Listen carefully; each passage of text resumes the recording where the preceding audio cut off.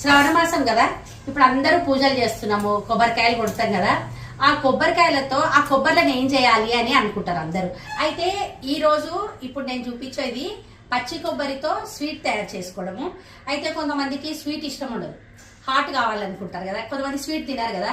అట్లాంటి వాళ్ళకి కూడా ఒక హాట్ చూపిస్తాను రెసిపీ అండి. పచ్చి కొబ్బరి ఆరోగ్యానికి చాలా మంచిది. పచ్చి కొబ్బరిని మామూలుగా స్టోర్ చేసుకోవాలి, ఫ్రెష్గా ఉండాలంటే ఎవరైనా ఫ్రిడ్జ్ లోనే పెడతారు, అది అందరికీ తెలిసిందే. కానీ డీప్ ఫ్రిడ్జ్ లో పెట్టుకుంటే ఎక్కువ రోజులు ఫ్రెష్ గా ఉంటది అనమాట. ఒకసారి అందరూ ట్రై చేయండి. అది నేను ఆల్రెడీ చెప్పిన మన ఛానల్లో. ఇది స్వీట్ కోకోనట్ బర్ఫీ. పక్కా కొలతలతో, అంటే ఎంత చక్కెర వేసుకోవాలి, ఎన్ని పాలు పోసుకోవాలి, అంతా ఎంతసేపు ఉడకాలి, మొత్తం పక్కా కొలతలతో చూపించిన ఆ వీడియో. ఇంకా ఇక్కడ కొబ్బరి ముట్టీలు అంటారు, ఇవి మనకి ఆవిరితో చేసుకుంటాం అన్నమాట. ఈ ఫుల్ వీడియో చూడాలంటే మన ఛానల్ నేమ్ కింద ఉన్న వీడియోని చూడండి.